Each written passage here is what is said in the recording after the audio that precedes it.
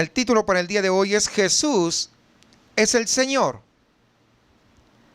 Y quisiera leer nuevamente lo que vimos la semana pasada, el domingo anterior, versículo 34 del capítulo 12, donde nos quedamos. Dice: Jesús entonces, viendo que había respondido sabiamente, le dijo: no estás lejos del reino de Dios. Y ya ninguno osaba preguntarle. Nuestro Señor Jesucristo estaba ensalzando a este escriba, pero le hace darse cuenta que aún todavía no había visto claro el reino de Dios, y eso lo explicábamos. Está cerca, o sea, no estás lejos del reino, pero todavía no eres parte del reino. Algunos llegan a la iglesia, pero aún todavía no son parte del reino. Está cerca porque cuando estás en la iglesia hay más posibilidades de que vengas a ser parte del reino de Dios. Pero algunos todavía no son parte. ¿Por qué? Porque todavía no se han arrepentido genuinamente. Porque todavía no han puesto su fe en Jesucristo como el Salvador de sus vidas. Porque todavía, al no haberse arrepentido, no hay evidencia de los frutos que habla la palabra de Dios. Porque esto va acompañado siempre de los frutos. Está cerca. Está viendo una verdad inminente este escriba. Pero ¿saben qué? Todavía no es parte del reino de Dios. Y eso hay que tener mucho cuidado, hermanos. Este escriba, hermanos, quiero que sepan, no era cualquier hombre. Era un hombre que sabía mucho de la Biblia. Dominaba la Torá. Pero aquí él entiende de que Dios no solamente quiere tu conocimiento intelectual, sino quiere la actitud de tu corazón. Porque de nada vale el comportamiento exterior si el corazón todavía no es de Él. Si el corazón no es de Dios, podemos saber mucho de la Biblia. Podemos saber de memoria muchos versículos y recitarlos. Y los que tenemos un tiempo, sabemos que hay personas que tienen esa capacidad de aprender muchos versículos, capítulos completos. Pero eso no da o no es garantía de que alguien sea salvo. Y muchas veces, y yo recuerdo que a veces alguien le va a hablar, sí, yo ya me lo sé, hasta de memoria. Y a veces a veces vemos que hay actos hasta desafiantes, pero solamente es de mera cultura, es mero conocimiento, porque el corazón no ha sido cambiado, el corazón no ha sido transformado, de nada sirve. Y si tu corazón no lo ha querido entregar hacia Dios, no puede amar a un Dios con todo su corazón porque aún no lo conoce. No puede amar, como dice las Escrituras un poquito antes, no lo puede amar al Señor con todo su corazón, con toda su alma, con toda su mente y con todas sus fuerzas, porque aún le falta algo. Y ahora esto es lo que el Señor va a explicarle a este escriba. Lo que lamento es que en nuestro texto en español como que se pierde esta relación, y aún en nuestras Biblias está separado como si fuera otro acto. Pero déjeme decirle que en el original estos párrafos van a continuación y en el griego queda muy claro. Y ahí dice: mientras estaba enseñando en el templo, Jesús respondiendo decía. Es más o menos la idea. Estoy tratando de hilvanar las cosas para poder comprender. Jesús respondió. ¿Qué cosa es lo que él respondió? Pues respondió a esa pregunta que se estaría haciendo en su corazón, en su mente, este escriba. Dices que estoy cerca del reino de Dios. Entonces, ¿qué más necesito para estar cerca? Adentro. Porque ya no quiero estar cerca.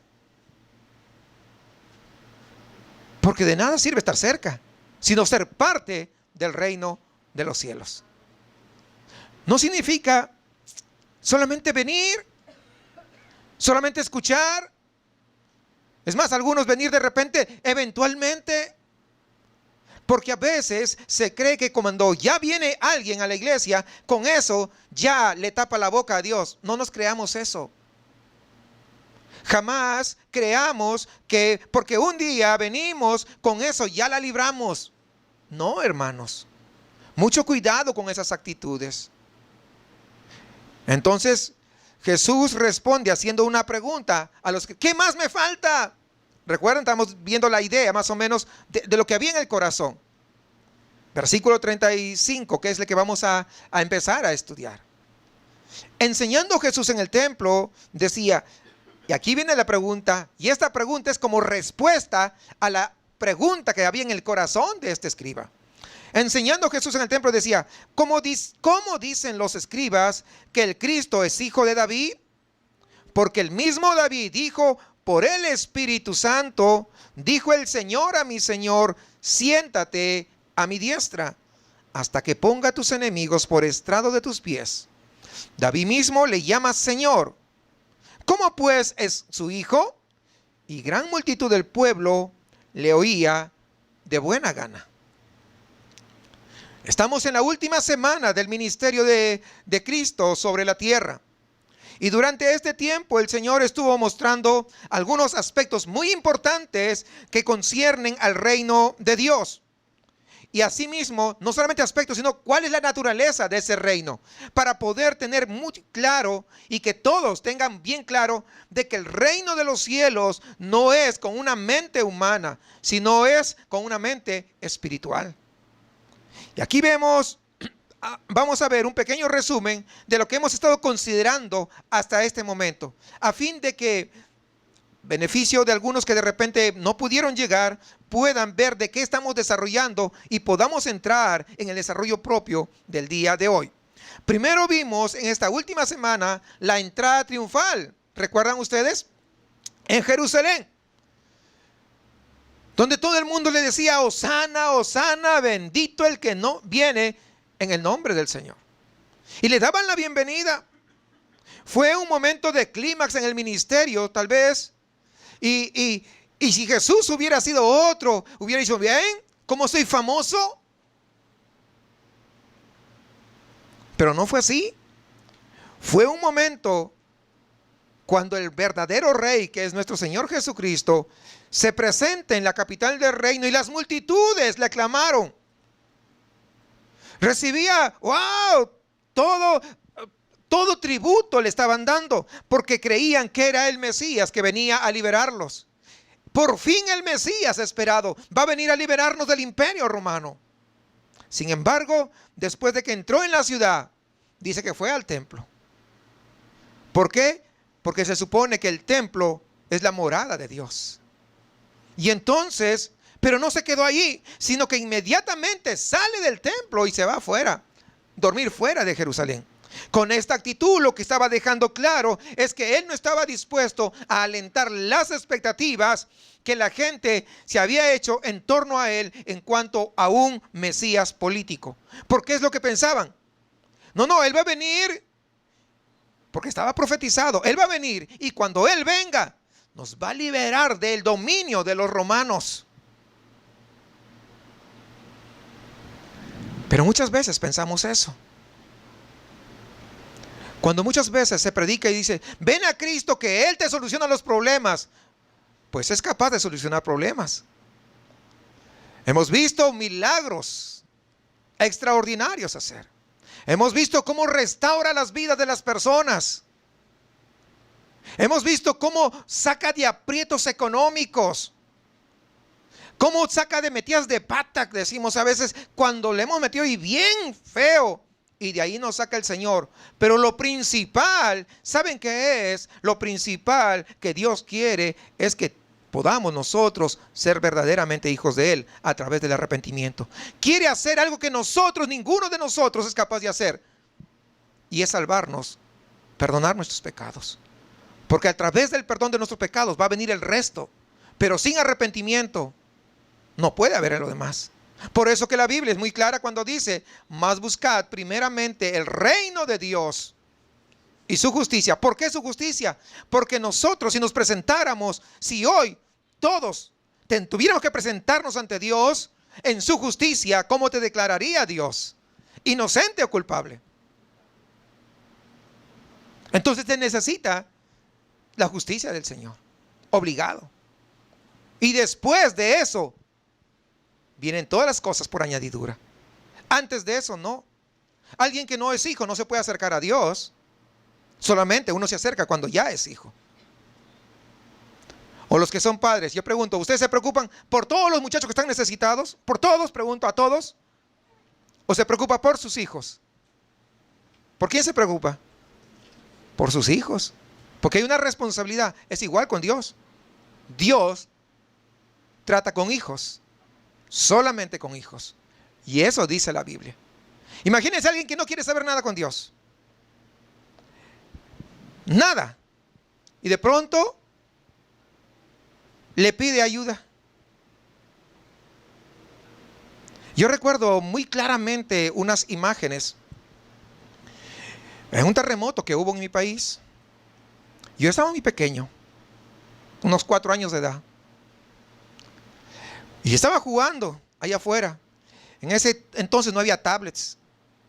Jugaba con una maderita, ¿verdad? Mi carrito. Y estaba jugando ahí. Había un montecito allá al frente de la casa. Y estaba jugando. Cuando en eso se comenzó a mover. ¿Y qué es esto? Dije yo. Y lo único que hice, me abría así las piernas así. Para no caer, porque se movía de un lado y para otro. Y yo me movía. Y yo veía que la pared de la casa igual.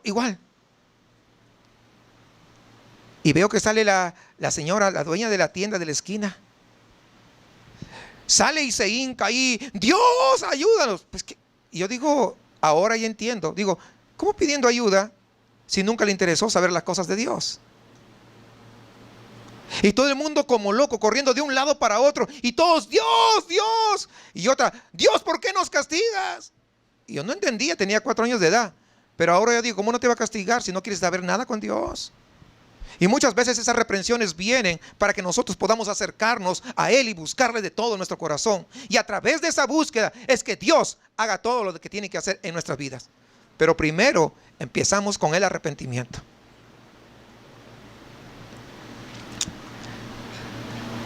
En los pasajes de la purificación del templo, que es a continuación lo que hemos visto después de la entrada triunfal, y la maldición de la higuera estéril, lo que hace Jesús es poner en evidencia que la nación de Israel estaba necesitada de una profunda limpieza espiritual antes que Él pudiera establecer su reino. ¿Por qué? Porque Dios no va a establecer su reino en un lugar donde los corazones todavía no han sido transformados, no han sido cambiados. Por eso es de que todavía no viene el milenio. El milenio va a venir y va a establecer su reino, Jesucristo, acá sobre la tierra, pero con gente que su corazón ha sido transformada, con gente que su corazón ha sido cambiada, que ha sido renovada. ¿Por qué? Porque es imposible. Por eso que a veces yo no entiendo cómo los que se dicen cristianos, pastores incluso, llegan a abandonar el ministerio pastoral, que es un gran privilegio, de hecho, de parte de Dios. Es el más grande privilegio que cualquier hombre puede recibir para ir tras un cargo político. ¡Qué degradante! Pensando en su mente tan pequeña de que va a ser lo mejor. Ningún gobernante, ninguno, así se sube el mejor cristiano a ser gobernante de este país. ¿Sabe qué? Las cosas no van a cambiar porque los corazones de los ciudadanos todavía no han cambiado. Es una pérdida de tiempo entonces. Una pérdida de tiempo. Cuando alguien dice, tenemos que inundar aquí la tierra y para que el Jesús venga y vamos a agarrar los puestos políticos, los gobernadores para ser presidente, olvídense, no funciona así. Tengo un amigo que tenía ministerio y era muy usado por Dios. Era un hombre que sabe bastante de las palabras del Señor y dejó el ministerio para ir tras un cargo político y hasta ahora sigue en el cargo. De hecho, no logró nada. Y yo le dije, ¿qué haces ahí perdiendo tu tiempo? O sea, no han comprendido que el evangelio de Jesucristo no es para buscar una posición política, sino es para que nosotros podamos ir y compartir el evangelio con otras personas. Así que Jesús no iba a entrar a gobernar en Jerusalén si era escandalosa la corrupción, la inmoralidad de la clase sacerdotal. Es decir, los mismos sacerdotes que deberían ser el ejemplo para toda la nación, no le estaban haciendo. ¿Por qué? Ya lo hemos explicado. Estaban robando. Estaban recibiendo sus mordidas. Y ahora no es diferente. Hay muchos que se disfrazan de pastores para extraer el dinero de la gente, para poder pedir prebenda de todos los demás, para poder vivir en la opulencia y decir Dios me bendijo, cuando la mayor bendición que podemos recibir de parte de Dios es la salvación y la vida eterna. Es la mayor bendición que cualquier ser humano puede recibir. ¿Por qué? Porque si tenemos una casa, la mejor casa se va a ser destruida, dice la Biblia. Todo será destruido. ¿Por qué preocuparnos y tener en el corazón por tener más y más y más y más? Lo que debemos preocuparnos es por tener más a Dios realmente. ¿Por qué? Porque esta vida es efímera, temporal, pero la bendición de Dios durará para siempre. Por lo tanto, nosotros tenemos que entender bien cuál tiene que ser la perspectiva de un verdadero cristiano. Luego de ese encuentro que tuvo con los principales sacerdotes, con los escribas y los ancianos, observamos que la mayor resistencia para el establecimiento del reino se encontraba justamente entre los líderes. Eran los mismos líderes de Israel quienes no estaban dispuestos a reconocer la autoridad de Cristo. Así como muchos el día de hoy usan el nombre de Dios para poder hacer su religión, para poder hacer su iglesia, pero no han reconocido a Jesucristo como el verdadero rey de sus corazones, rey de sus vidas, el que gobierna todos sus pensamientos. Y hay muchos. Prende la tele, mejor ni la prenda. De verdad, honestamente le digo, en lugar de ver predicadores por la televisión, vea aunque sea Discovery. ¿Qué quiere? ¿Que le sea mentiroso? Pues mire los canales que hay. La gran mayoría, no digo todos, pero la gran mayoría están infectados de ese corazón avariciento, lleno de avaricia. Traiga su ofrenda para mi ministerio. No, hermanos, cuando Dios te da un ministerio, Él te va a respaldar. Cuando Dios te da un ministerio, Él va a proveer lo necesario. Porque es Dios. Porque si de lo contrario, ¿sabe qué?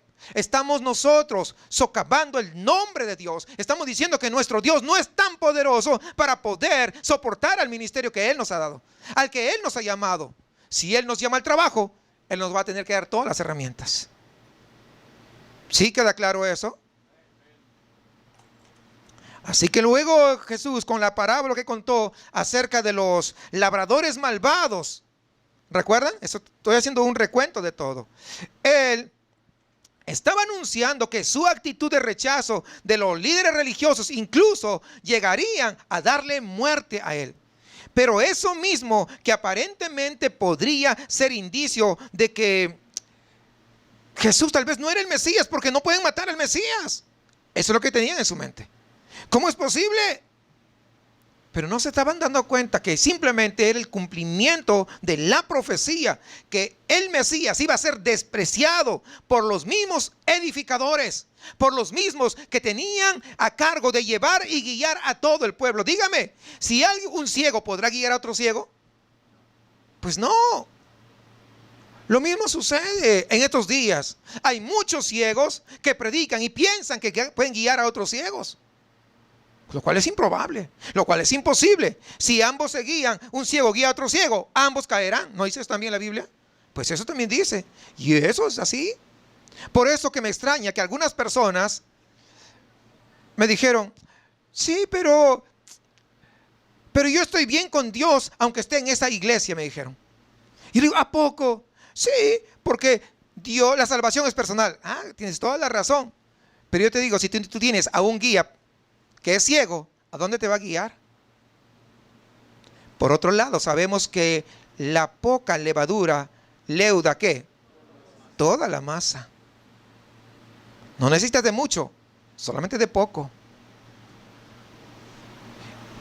Y además, Jesús estaba dejando claro, por otro lado, que su reino se llevaría a cabo mediante su propia muerte, porque recuerden que varias oportunidades Jesús les había dicho a sus mismos discípulos qué cosa iba a ser entregado, que iba a morir, que lo iban a matar. Así que, hermanos, Cuando Jesús le dice eso, era una noticia no agradable. O sea, no era una noticia que ellos esperaban. Imagínense venir el Mesías. Y la mentalidad de los romanos, haber visto a los romanos, a los conquistadores, ¿en qué venían? Pues en caballos. Y los mejores caballos. Es como si en estos tiempos venía en su BMW, ¿no? O sea, o en su Lexus. O sea, coches pues de mucho nivel. Y que venga en su surito. O en su bochito, ¿qué digo yo? Pues más o menos era lo que pasaba con Jesús. Entró el gran Mesías en un asno. ¡Qué pobre! Entonces, ¿qué pasó con su mente? Entraron en una confusión. Este no puede ser el Mesías. ¿Cómo es posible que sea el Mesías?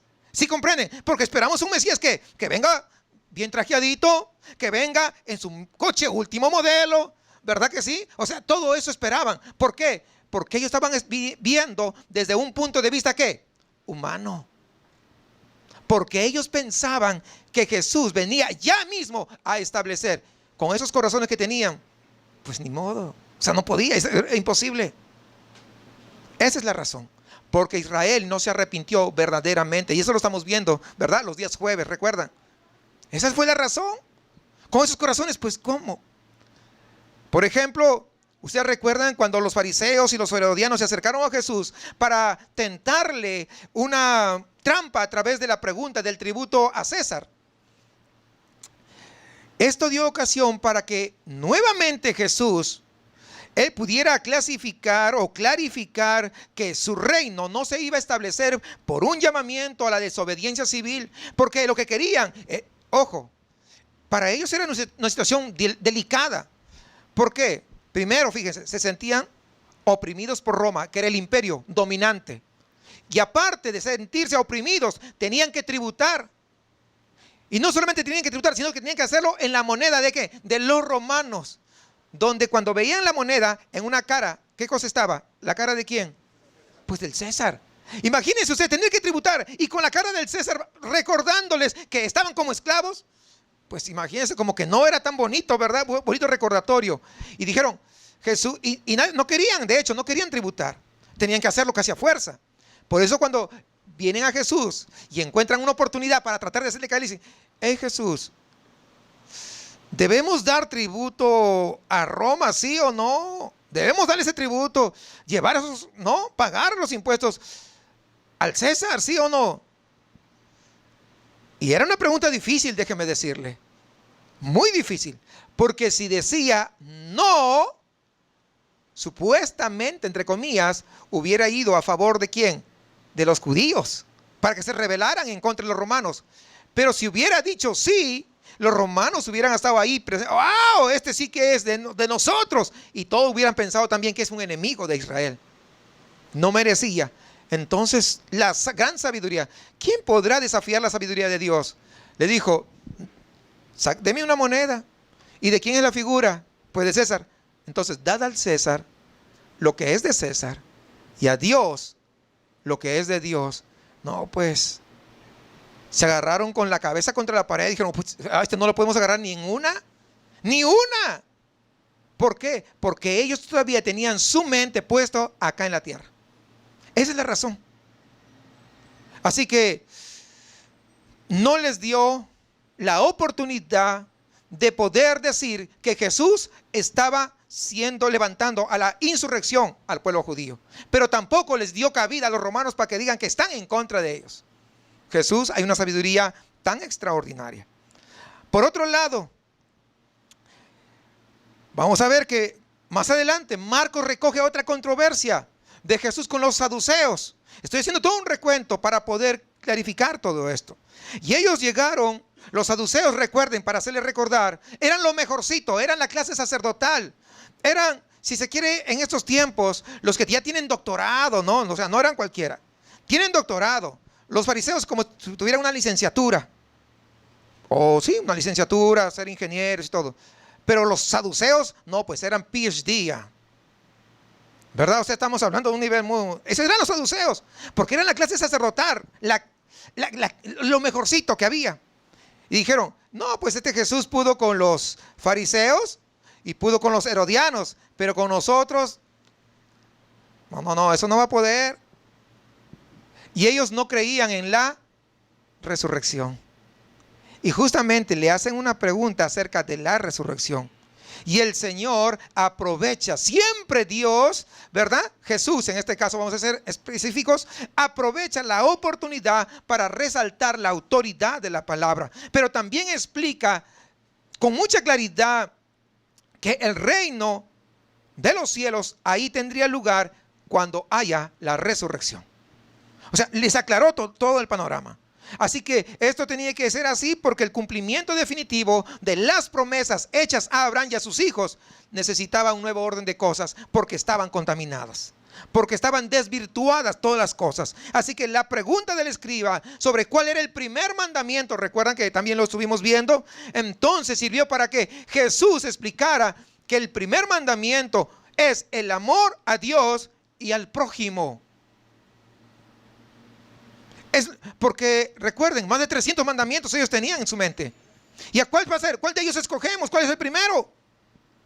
Pues amarás a Dios sobre todas las cosas y a tu prójimo como a ti mismo.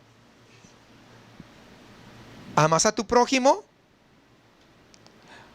Tal vez puedes amar a tus hijos. Tal vez puedes amar a tu esposa o a tu esposo, pero a tu prójimo, estoy diciendo. Claro que ellos son tu prójimo. Pero el prójimo implica a todas las personas que nos rodean. Es que si tú supieras, pastor, mira lo que me hizo. Pero la Biblia es clara, dice, ama a tu prójimo. No dice si te hizo tal cosa o si la gravedad es mucho. Dice, ama a tu prójimo. Pero aún quedaban algunas cuestiones fundamentales por definir. ¿Quién es el Cristo? ¿Cuál es su programa para el establecimiento de su reino? Porque esto es vital, hermanos. Y según lo que Marcos nos relata, cuando hace la pregunta a Jesús, nadie le responde.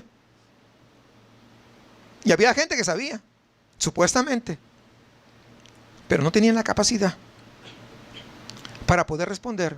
Todos estaban como, ¿y ahora? ¿Cómo le respondemos? Y así que estas preguntas son las que vamos a tratar de responder el día de hoy. Enseñando Jesús, versículo 35, vamos ahí. Enseñando Jesús en el templo decía, ¿cómo dicen los escribas que el Cristo es hijo de David? Así que en esta ocasión ya no fueron ellos quienes preguntaron, sino fue Jesús el quien hizo la pregunta.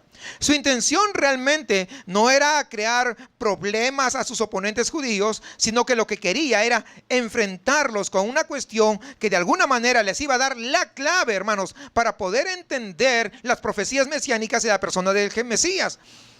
O sea, Jesús, tenemos que ver la bondad de Dios.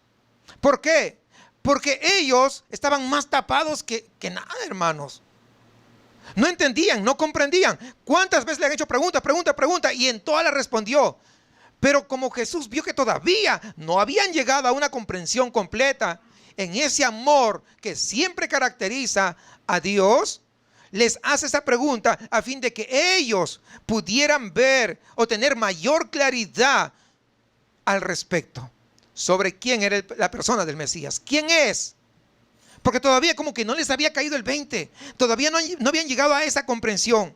Y ya hemos explicado en otras ocasiones que los términos Cristo y Mesías son palabras griega y hebrea y que ambos significan ungido. Cristo y Mesías. Y la razón para este título es que en los tiempos antiguos, cuando se coronaba a los reyes, siempre se les ungía con aceite. Solamente 3 tipos de personas o que tenían 3 responsabilidades eran los que eran ungidos con aceite. Los profetas, los sacerdotes y los reyes. Solamente los 3. Y Jesucristo es sacerdote, el sumo sacerdote. Jesucristo es profeta. Y Jesucristo es rey de reyes. Y por eso que Él es el ungido. Ahora bien, el Señor hizo referencia a la acertada deducción de los escribas que habían dicho de que el Mesías había de ser hijo o descendiente del rey David. De hecho, este era algo que los judíos creían. Mire, Juan 7:42 dice, ¿No dice la escritura que del linaje de David y de la aldea de Belén, de donde era David, ha de venir el Cristo?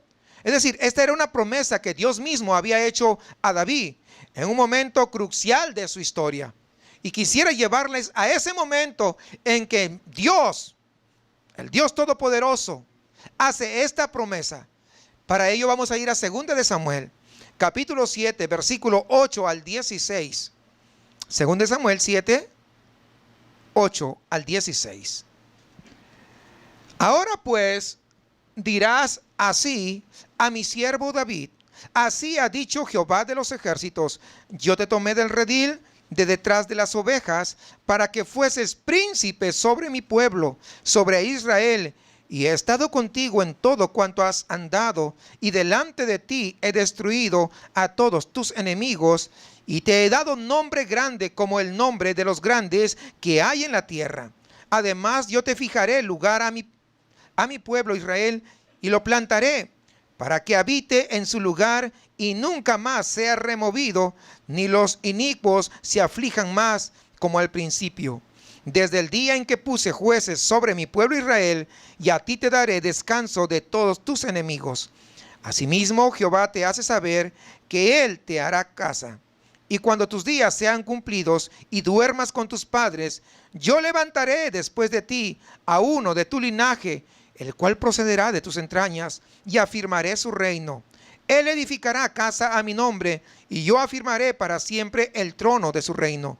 Yo le seré a él padre, y él me será a mí hijo. Y si él hiciere mal, yo le castigaré con vara de hombres, y con azotes de hijos de hombres.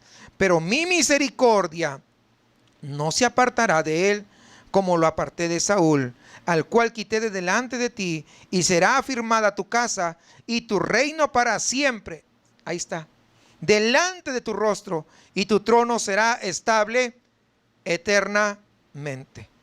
Es muy interesante ver el contexto en el que Dios le hace esta promesa a David por medio del profeta Natán.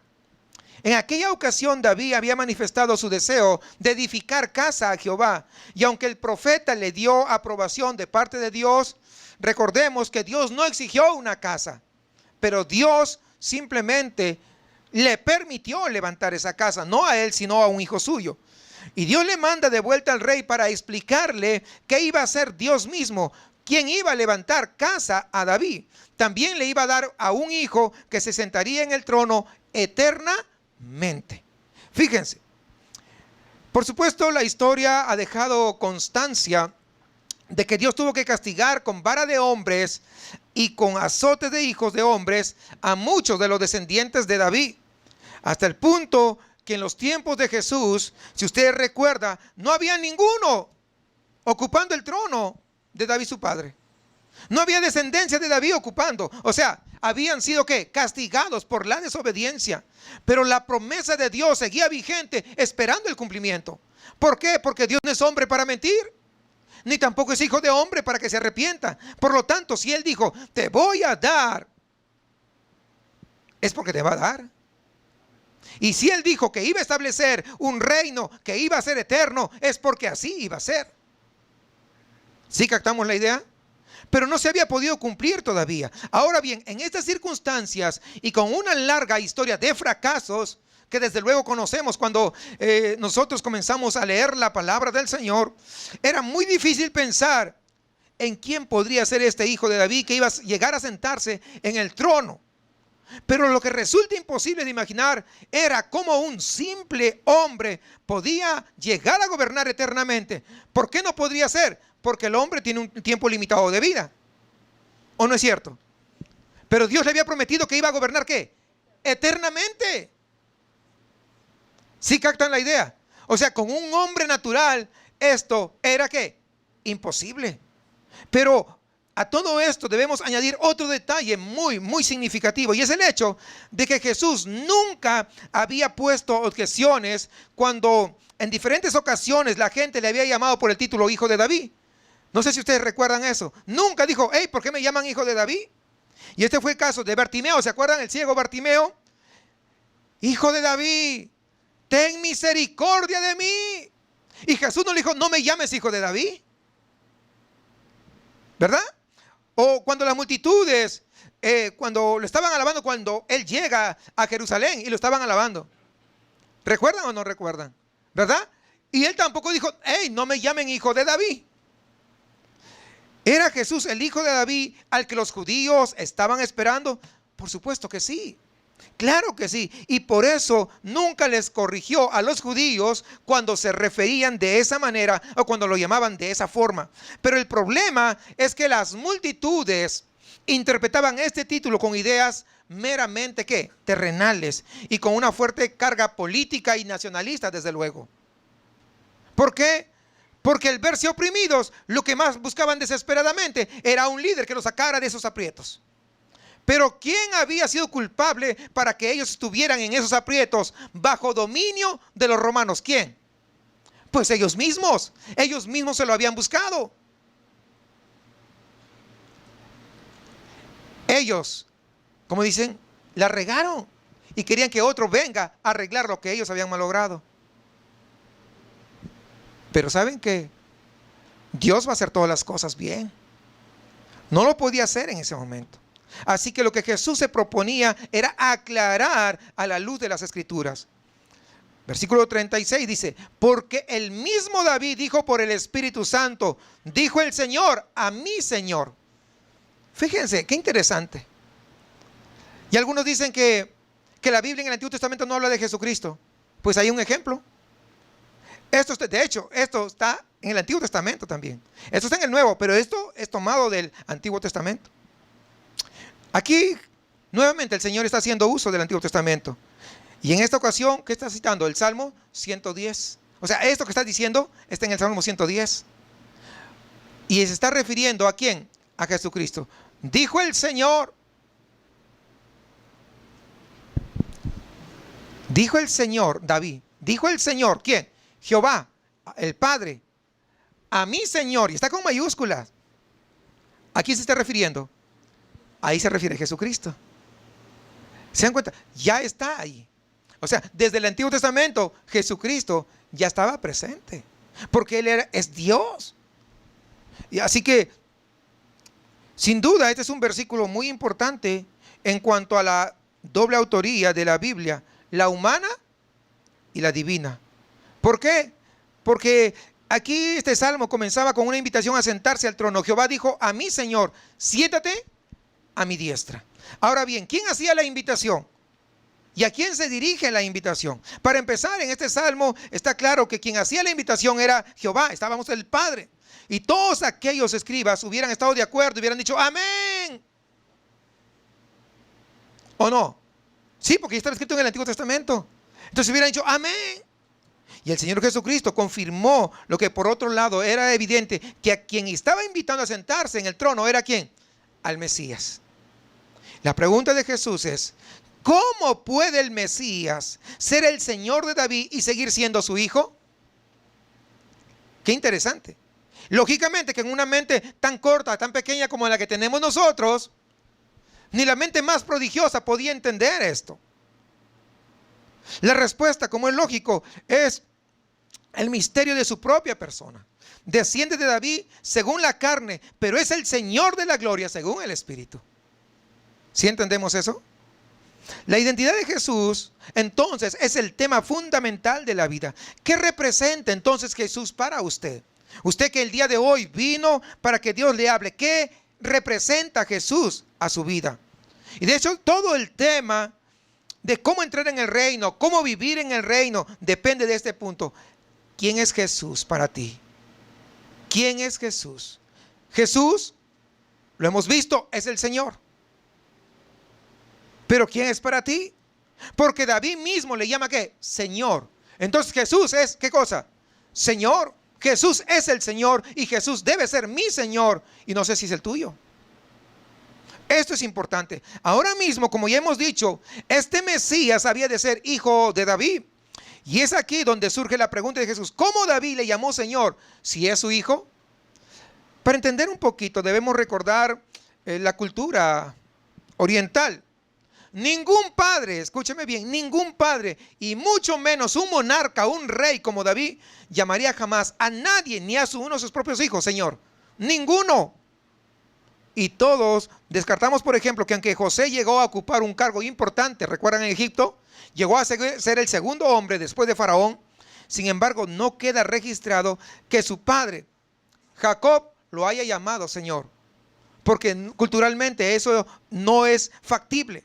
Pero en cambio, David, fíjense, David sí lo hizo con su hijo, tal como queda registrado en el Salmo 110. Le dijo a su hijo, Señor. ¿Cómo es esto? ¿Quién sería este hijo al que el mismísimo rey David, al que todos los judíos tenían un gran respeto, podía reconocerle como su Señor? ¿Cómo? ¿Cómo podía llamarle Señor a un descendiente suyo que todavía no había nacido, para empezar? La única explicación lógica es que este Mesías ya existía desde antes de David. Y él había escrito este salmo inspirado por el Espíritu Santo y se dirigía a él con el respeto que merece el Señor de señores, Cristo Jesús. No hay otro título mejor para reconocer a Jesús, sino que ese es el Señor de nuestra vida. Eso significa el dueño, porque Señor, cuando alguien en este contexto reconoce como un Señor a alguien, no es como ahora el Señor fulanito y tal, no. Cuando alguien reconoce Señor, está diciendo, Él es mi dueño, yo simplemente soy su esclavo. Es lo que estaba diciendo David. Y es lo que nosotros tenemos que ser capaces de reconocer ante Jesús. Que Él es nuestro Señor y que nosotros somos sus esclavos, que somos sus siervos. Lógicamente la Biblia, en la traducción dice siervos. Y cuando decimos, ¿cuántos son siervos? Amén, dice. Y si preguntamos, ¿cuántos son esclavos de Jesús? ¿Ve que nadie dice amén? ¿Por qué? Porque esclavo suena como muy fuerte. ¿Verdad que sí? Esclavo suena muy fuerte. Dice, pues nadie, ¿quién quiere ser esclavo? Ah, es que todavía no son. Pues, ¿cuántos quieren ser esclavos? O sea, no son todavía. Ah, los agarré en curva, ¿se dan cuenta? ¿Ven?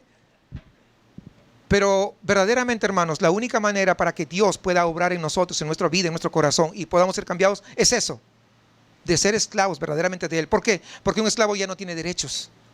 Un esclavo vive para su Señor. Un esclavo vive para agradar a su Dios, para su Señor.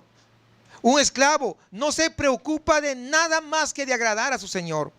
Dice que en los tiempos bíblicos, un esclavo, por ejemplo, cuando alguien estaba en bancarrota, vamos a decir, había vendido todo y no tenía, se vendía como esclavo. ¿Por qué? Porque sabía que al ser esclavo tenía seguridad en su amo. Porque no iba a faltarle ropa, para empezar. No le iba a faltar alimento, no le iba a faltar nada. Y al contrario, iba a poder ahorrar. Y se vendía como esclavo. Si nosotros verdaderamente, escúcheme, si nosotros verdaderamente fuéramos esclavos del Señor, no tendríamos que preocuparnos de nada. Si usted vive preocupado por muchas cosas, es que todavía no ha entendido esto. Por eso que es importante el poder entender este concepto. Ser esclavo de Dios significa, ¿para qué me voy a preocupar si tengo a un amo todopoderoso? Si tengo a un amo que es bueno, si tengo a un amo que va a hacer todo lo mejor para mí. Aunque a veces no me va a gustar, pero estoy seguro que eso es bueno para mí. Yo le decía el otro día a un hombre que estaba platicando, creo que fue un hombre del taxi, si no me equivoco, siempre hablo con ellos. Entonces a uno de ellos le decía, muchos dicen, yo no me hago cristiano porque a mí me prohíben de todo. Si me hago cristiano no puedo ir a las fiestas, si me hago cristiano no puedo tomar, si me hago cristiano no puedo fumar, si me hago cristiano, todo, no, por eso no quiero ser cristiano. Y le decía, cuando tú tenías 2 años o 1 año, ¿tu mamá te dejaba bajar por las escaleras? No. Era mala, ¿no? Por eso que no te dejaba bajar por las escaleras. No, me decía, entonces ¿por qué tu mamá te prohibía? Tu mamá no te dejaba que subas o que bajes por las escaleras teniendo 2 años, 1 año. ¿Por qué? Porque me cuidaba. Así es Dios. Si algo Dios te dice, no hagas esto, ¿es por qué? Porque te está cuidando. No es porque es malo, es porque Él nos conoce, porque Él nos formó desde el vientre de nuestra madre. Y conoce y sabe qué es lo mejor para cada uno de nosotros. Y cuando dicen, no hagas esto, no te está cortando tu libertad, te está guiando por tu bien. Y entonces este hombre se quedó como que, es que no lo había visto así. Pues sí, le dije, la mayoría no lo ve así, por eso anda renegando de Dios. Y por eso dice, no, ¿para qué soy cristiano? Porque me prohíben de todo. Pues no te prohíben de nadie, nada. Ahora, por otra parte digo, ¿a quién le han prohibido acá algo? ¿A usted le prohibieron algo acá cuando llegó acá? Pues no, no somos para prohibir. Es Dios quien cuando usted se acerca al Señor, es Dios quien con su Espíritu Santo va a comenzar a trabajar y va a obrar en la vida y el corazón de cada uno. Cuando Él es nuestro Señor. Y nosotros nos vamos a dar cuenta que todo lo que hace es para nuestro bien. Todo. Alguien una vez me dijo, mira, cuando estaba en el mundo no me alcanzaba el dinero. Y ahora que estoy en Cristo, hasta me sobra. En serio, sí. Porque antes ni llegaba la semana y ya me había gastado todo el dinero. ¿Y en qué? Pues en qué, en los antros. Sí. Sí. ¿Ya viste? ¿Ya se había gastado? En las borracheras. Comenzaba el jueves, viernes, sábado. Y como dicen en Perú, para curar cabeza, el domingo. Estaban más endeudados. Vienen a Cristo. Y nadie le prohibió, fíjense. Pero Dios cambió su corazón, hizo ver una perspectiva diferente. ¿Por qué? Cuando uno deja que Él sea el Señor, las cosas son diferentes. Sin embargo, para los judíos, la preocupación principal consistía en establecer la genealogía de David, pero de manera diferente, de manera humana. Ellos no estaban pensando en lo trascendente que iba a ser el Mesías para sus vidas. Ellos simplemente querían salir del apuro, como a veces nosotros. Muchas veces hay gente que se acerca para salir del apuro, pero después se olvidan. ¿Sí o no? Igual estaban ellos. O sea, no cambió mucho. Han llegado acá muchas personas queriendo que Dios les ayude. Y Dios les ha ayudado y hemos orado y Dios en diferentes... Pero ¿saben qué? ¿Y luego dónde están? No lo están. Igual los judíos era para salir del apuro, no porque verdaderamente estuvieran interesados en que el Mesías lo gobernara, en que el Mesías fuera el rey de sus vidas, sino para que los saque del apuro, de la esclavitud, de la sumisión que tenían con el Imperio Romano. Por el contrario, Jesús quiere que recapaciten sobre el hecho de que el mismo David había reconocido que su hijo tendría una dignidad mucho mayor que la que él tenía. Pero el resto de judíos no lo reconocía. David lo reconoció. ¿Saben por qué lo reconoció David? Porque David era un hombre espiritual. Porque David era un hombre que era guiado por el Espíritu Santo de Dios. Pero cuando no es guiado por el Espíritu Santo de Dios, cualquier cosa que Dios le diga va a ser una pérdida de tiempo, va a ser una tontería o simplemente va a ser demasiada exigencia. Pero cuando Dios te dice algo, es para tu propio bien. ¿Para qué es? No entendí, ¿para qué? Para mi propio bien. Eso es Dios. Digo, ¿quién nos puede cuidar mejor que Él? Por un lado, habría de venir del linaje de David, pero por otro, era anterior a David. Era la raíz de David. Por eso, si es raíz, ¿qué cosa es? Antes. Entonces, y ahora, su mente tan corta como la mente de nosotros, que no entendemos muchas veces, somos cabezones. Eran los judíos. No querían entender. El libro de Apocalipsis recoge esta doble verdad cuando el mismo Jesús se presenta como la raíz y el linaje de David. Miren Apocalipsis 22:16. Yo, Jesús, he enviado mi ángel para daros testimonio de estas cosas en las iglesias. Yo soy la raíz. Ahí está. Es decir, antes. Y el linaje de David, la estrella resplandeciente de la mañana. Por lo tanto, la conclusión lógica es que el Mesías tenía que ser humano, pero también tenía que ser divino. Ya lo hemos explicado, 100% hombre, 100% Dios.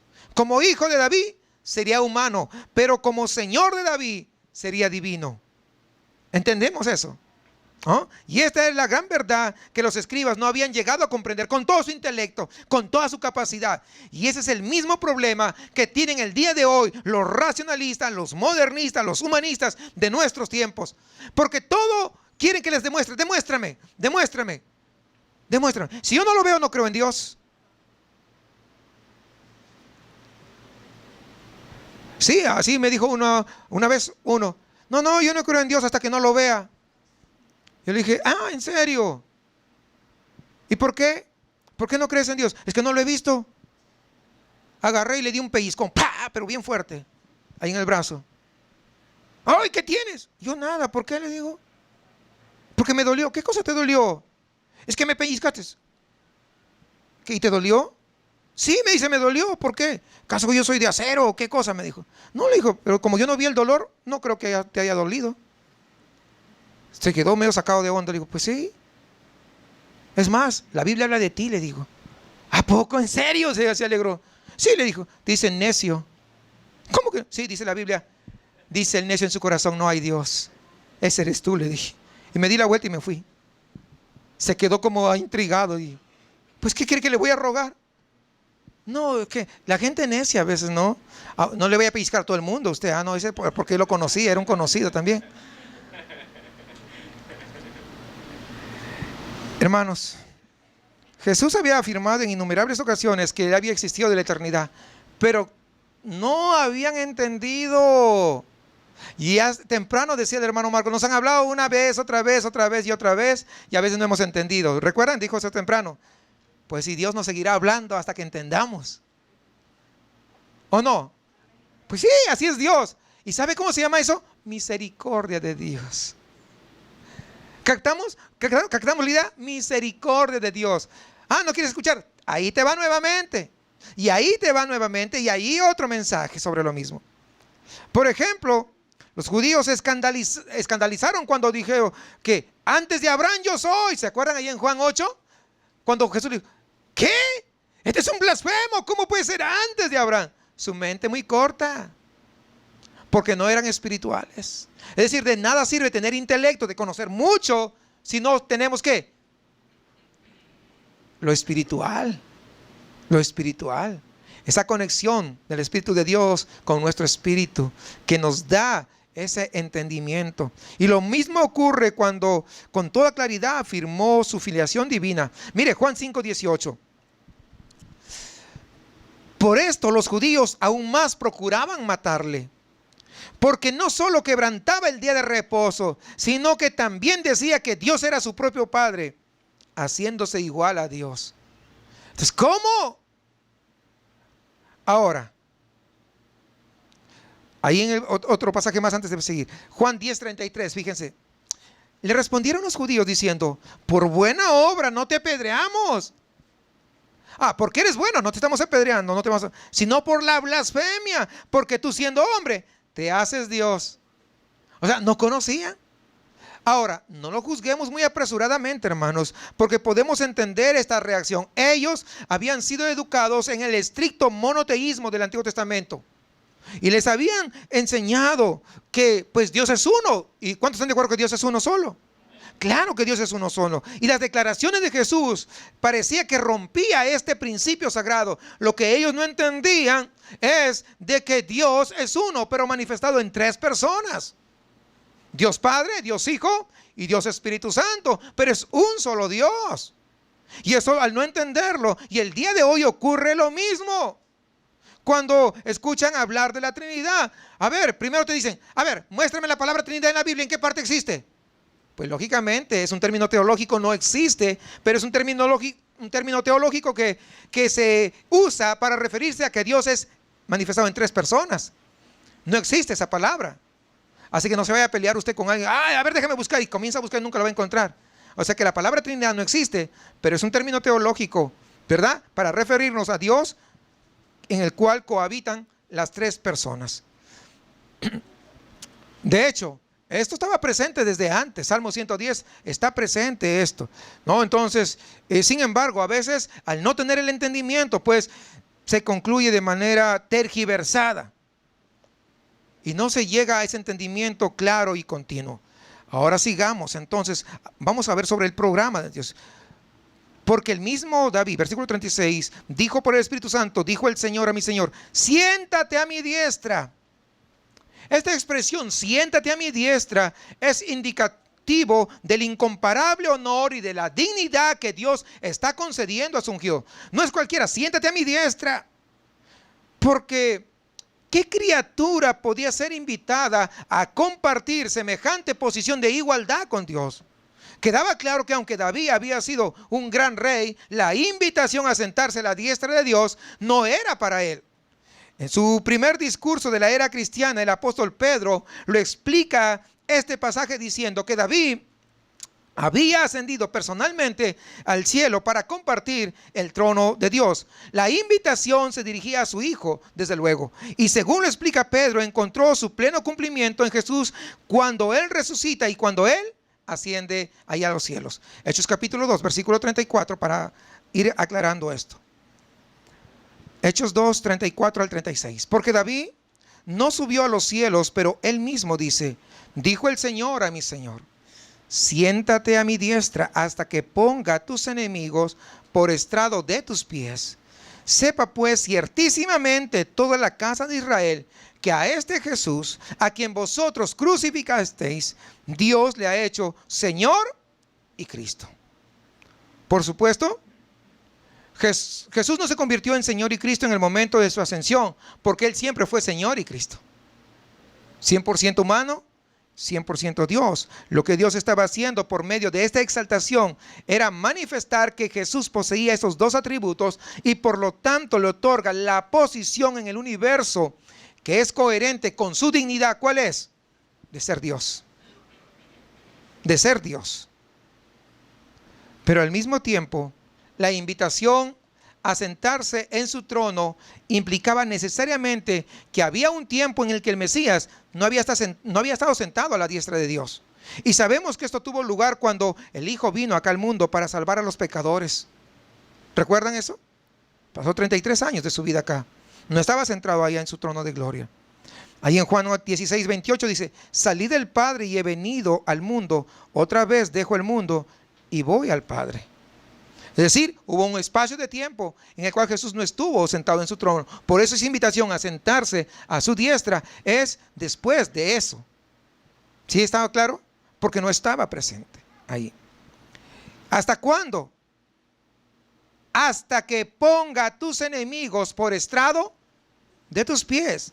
En la segunda parte de este versículo, hermanos, implica que habría un intervalo hasta. Es decir, hasta que se cumpliera. Es decir, iba a haber un intervalo de tiempo. Hasta. Por eso es importante leerlo pausadamente. Cuando Cristo asciende, hasta. Va a haber un intervalo de tiempo. Cristo ya ascendió, resucitó y ascendió. Pero va a haber un espacio de tiempo hasta el momento en que sus enemigos serían puestos por estrado de sus pies. Desde que Jesús ascendió al cielo, muchos se han preguntado: ¿dónde está su reino? No, yo no lo veo. Han pasado 2000 años y algunos todavía se siguen haciendo la misma pregunta. Sin embargo, hemos visto que a pesar de eso, el Señor no se ha detenido en su plan. Él sigue caminando a través de usted y de mí, haciendo su obra, salvando a los perdidos.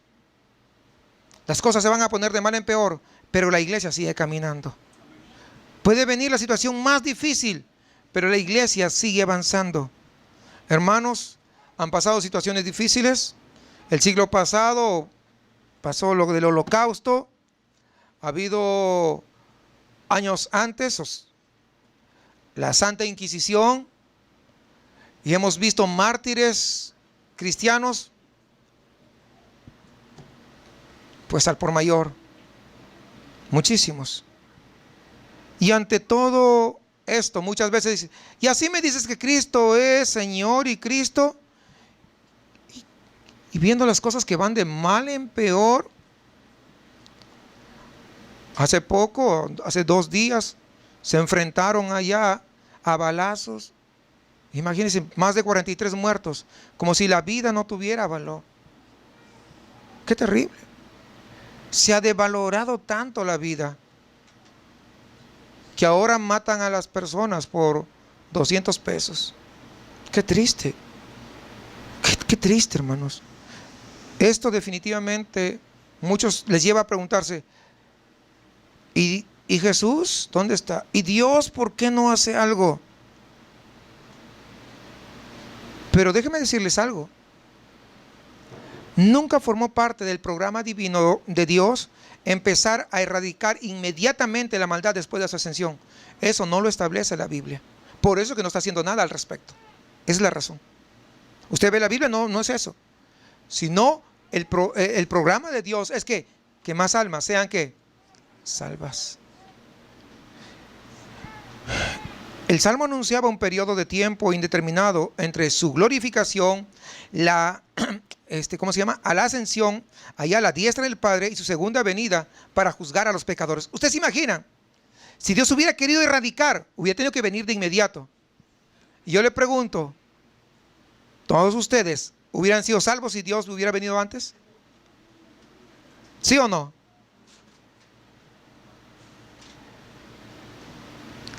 ¿Cuántos tienen algunos 40 años en el camino del Señor? A ver, levanten la mano. ¿Alguien tiene 40 años? 40 años.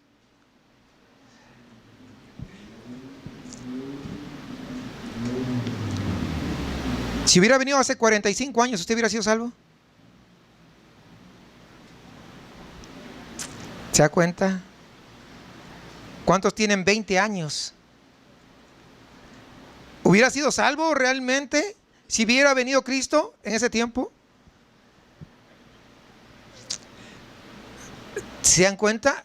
¿Se dan cuenta la misericordia de Dios? Es decir, que el hecho que se alargue el tiempo para que Cristo venga, simplemente es misericordia de Dios. ¿Cuántos tienen de repente 5 años? De repente, pues la gran mayoría, pero se dan cuenta que si hubiera venido en ese tiempo, o sea, qué difícil, hermanos, qué difícil. Imagínense ustedes que hubiera venido y nosotros sin conocerlo, o nosotros de repente diciendo que lo conocemos y pues la verdad que no. ¿Dónde hubiéramos quedado? Por lo tanto, ¿sabe qué? Debiéramos vivir agradecidos con el Señor por esa misericordia que ha demostrado con cada uno de nosotros, por extender ese intervalo de gracia. Algunos de ustedes tal vez llegaron el día de hoy, pero por la gracia de Dios, porque no vino días antes, o no vino meses antes, o no vino años antes. Y lo que el Señor, al extender su periodo de gracia, es lo que está llamando a los pecadores al arrepentimiento y a poner su fe verdaderamente en Él y poder reconciliar o ser reconciliada su vida para con el Señor.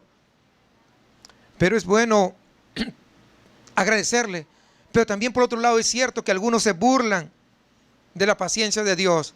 Oye, es más, gente que se decía cristiana no está en las iglesias. No, es que a mí me dijeron desde que yo conozco el Evangelio, me dijeron que Cristo viene. Y no ha venido y yo creo que no va a venir. Y hay gente que está en el mundo, pero un día estuvieron en la iglesia. No, a mí me dijeron que venía y no venía, pues por eso voy a vivir la vida como se me da la gana. Lo que no están viendo es la gran misericordia de Dios. Porque si hubiera venido, ¿qué hubiera sido de ustedes que todavía no conocían el camino recto, el camino verdadero, el camino genuino de la palabra del Señor? El camino que nos lleva a la vida eterna. ¿Qué hubiera pasado? Es lo que no se ponen a pensar. En lugar de estar agradecidos con Dios, de que Dios está dando una grandísima oportunidad. No, es que ya mucho tiempo. Es que el tiempo de Dios es diferente al tiempo de los hombres. Nosotros nos dejamos llevar por un tiempo cronos. Dios es un tiempo kairos. Nuestro cronos es de 60 segundos, 60 minutos, 24 horas, días, meses. Pero a Dios no es así. El tiempo de Dios es muy diferente. Y el tiempo de Dios es perfecto. ¿Quién podrá decirle que Él se atrasó? ¿Quién podrá decirle que Él se adelantó? Nadie. Él vendrá en el momento que sea oportuno. Pero ningún hombre, ninguna mujer puede decir, yo no tuve la oportunidad de poder arrepentirme. Porque todos, de una u otra manera, han escuchado, por lo menos en este país, en la República Mexicana, creo que hay muchas congregaciones que predican la sana doctrina y que están llevando el Evangelio. Por lo tanto, hermano, la paciencia de Dios no debería servir para que los hombres duden de la realidad de ese juicio venidero. Una vez alguien me dijo, yo no creo que un Dios lleno de amor vaya a mandar a sus hijos al infierno. Y yo le dije, ¿y tú crees que a Dios le interesa tu opinión? ¿Sabes por qué se lo dije? porque me mostró medio desafiante. Así, o sea, ya me había, no le voy a contar toda la plática, pero en resumen le dije, ¿tú crees que a Dios le interesa tu opinión? Cuando le dices así como oye, pues claro, estás hablando de Dios, no de cualquier ser humano. A un ser humano tú puedes al tú con tú, ¿verdad? Pero con Dios, ¿cómo te vas a poner así? Dije, Dios, aunque tú no creas, le interesa un cacahuate al igual que tú. Poco te interesa a Él. Un cacahuate le interesa tu opinión. Aunque no creas, un día serás juzgado. Y cuando vayas camino al infierno, recordarás que yo te lo advertí. Arrepiéntete. Se quedó como... Y hace poco, platicando con un primo de mi esposa, cuando le hablé, le dije, ¿tú crees que a Dios le interesa? Y como dije, oye, nadie me había hablado así. Pues si te portas así, hay que hablarte así de fuerte. Es que es así. Porque algunos creen que es un Dios débil, ¿verdad? Es un Dios lastimero que está ahí en la cruz, ahí dando lástima para que se acerquen. Y está con los bracitos ahí, que, ay, por lástima ya me acerco a ese Diosito. No, no. Dice que está, ¿en dónde? En su trono de gloria, a la diestra de Dios. Está con autoridad. Ese es el Dios que nosotros servimos, el Dios que usted y yo servimos. No es un Diosito. ¿Cuántos creen que no es un Diosito? Es un Dios todopoderoso. Lleno de amor, pero también lleno de justicia, de gracia y de misericordia. ¿Amén o no amén? Ese es el Dios, ¿no? Hermanos, cuando no se conoce a Dios, entonces se puede dudar. Pero cuando comenzamos a conocer verdaderamente quién es Dios, entonces todas nuestras dudas comienzan a disiparse. Y la manera de que nuestras dudas se disipen es escuchando su palabra, es leyendo la Biblia, es manteniéndonos en comunión con Él. Y dice, y todavía tengo mucho para desarrollar, pero quisiera ir sobre el final. Y la gran multitud del pueblo le oía de buena gana. Marcos nos muestra que la reacción de las multitudes era muy diferente a los líderes religiosos, a la gente más entendida, de mucha capacidad. Y siempre fue así en el ministerio público de Jesús. La gente escuchaban de buena gana, porque no era como otros. No le imponía más carga de la que podían llevar. No lo desechaban a la primera. Su compasión estuvo a flor de piel. Si no recordemos cuando aquella mujer había sido descubierta en el mismo acto del adulterio. Y todos los principales lo llevaron. Y todo solamente era para acusarlos. Y todos era para señalarlos. Para ver sus defectos y sus errores y su pecado. Y querer lapidarlo. Porque es lo que decía la ley. Pero Jesús demostró su compasión. Entonces veían un maestro diferente. No era un maestro que solamente te juzga, sino era un maestro que te enseña con el ejemplo. Y ese es el que te presento el día de hoy. Un Dios que aún siendo Dios grande, majestuoso, creador de todas las cosas, es un Dios que se compadece de su creación, extendiendo su gracia y extendiendo su misericordia y dándote un día más, no sé qué más tiempo, pero un día más por lo menos el día de hoy, para que podamos estar a cuentas con el Señor. Para que podamos ponernos a cuentas con Él, para que podamos arrepentirnos, para que nosotros podamos entender la compasión tan grande y decir gracias, Señor, por no haber venido antes y que hoy puedo estar en tu casa alabándote, exaltando, pero también conociéndote cada día más de tu amor, de tu compasión. Y al concluir, podemos ver que siendo Señor de señores, Él quiere ser el Señor también de tu corazón. Él quiere ser el Señor de tu vida y que tú seas su esclavo. Te lo digo directamente en esas palabras. Que ya no puedas valerte de ti mismo porque tú eres como un bebé de 1 año, de 6 meses. Que necesitas a alguien que te cuide. Y el único que lo puede hacer es el Señor. Ya basta de pelear con tus razonamientos, con tu raciocinio, con tu mente tan corta, al igual que la mía. Mejor es rendirnos y decirle, Señor, Te conozco hace 30 años, 40 años, pero entiendo que todavía me falta ser tu esclavo, ser tu esclava. Todavía me falta esta área de mi vida que no he podido rendirla a ti. Porque cuando uno es esclavo de Dios, es completo. No se guarda para sí nada. El esclavo solamente vive para agradar al que lo llamó. Y la pregunta saldría casi por naturalidad: ¿es Jesús el Señor de tu vida?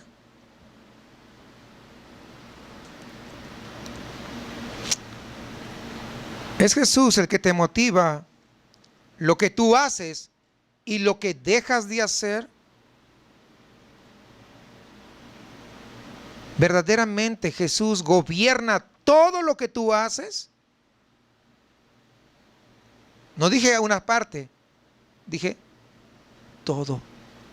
Porque recordemos Romanos 12:1, el apóstol Pablo: os ruego por las misericordias de Dios que presentéis vuestro cuerpo. ¿Y eso implica qué? Todo. En sacrificio vivo. Eso significa morir todo el cuerpo para que Él gobierne, para que Él reine. Porque el señorío de Jesús es la clave, hermanos. Por eso es por lo que en todas las epístolas del apóstol Pablo encontramos muchas exhortaciones prácticas que tenemos que vivir, que están siempre relacionadas como para el Señor. ¿Por qué? Porque si Él es el Señor de nuestra vida, tenemos que hacerlo así. Mujeres, estad sujetas a vuestros maridos como al Señor. ¿Usted cree que lo dice en vano? No, lo dice ¿por qué? Por eso. Luego sigue: maridos, amar a vuestras esposas como Cristo amó a la iglesia. Está poniendo a Cristo como ejemplo, porque Él es nuestro Señor y Él es nuestro ejemplo. Hijos, obedeced a vuestros padres en el Señor. En el Señor. ¿Por qué dice todo esto? Porque Él tiene que ser el Señor de nuestras vidas. ¿Sí captamos la idea? O sea, no es simplemente porque lo dijo. Dejad de robar por el amor al Señor. Amar a tu prójimo. ¿Qué más les digo? Por amor a Dios. Es decir, en todo lugar Jesucristo tiene que gobernar nuestra vida. Es así como usted está viviendo, como para el Señor. ¿Gobierna Jesús todo lo que usted hace y lo que dice? Dije todo.